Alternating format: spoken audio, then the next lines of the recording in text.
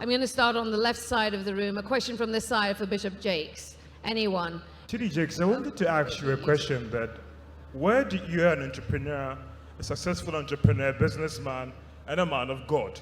Now, where do we draw the line in terms of being a strong man of God and a successful entrepreneur? Whereas a businessman has said that sometimes you have to be shrewd to succeed in the world out there.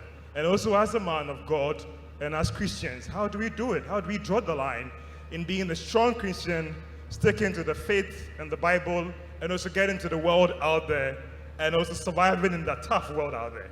Thank you. Well, first of all, business is done differently in the U.S.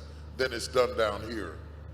And that's not to say that you can't do shrewd, illegal, corrupt business in the U.S. because people do it every day. Yes. But I am saying that it's easier to find an option in the U.S. But even here, it's not impossible to walk in integrity. It is difficult, but it is not impossible. The system is fighting you.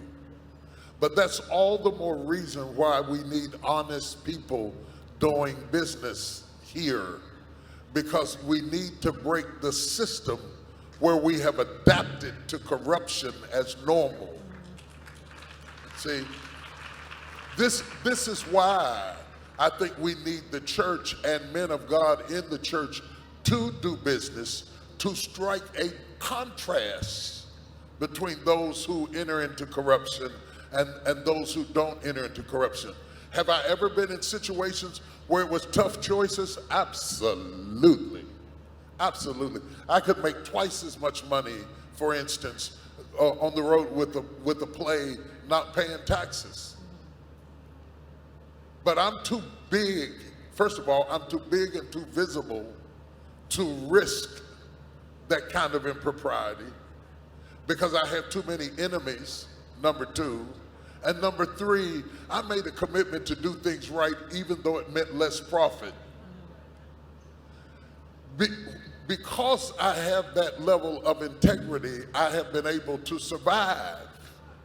I wouldn't have been able to survive being this visible if I had allowed myself to be corrupt. So I hope that gives you some insight. Thank you for that.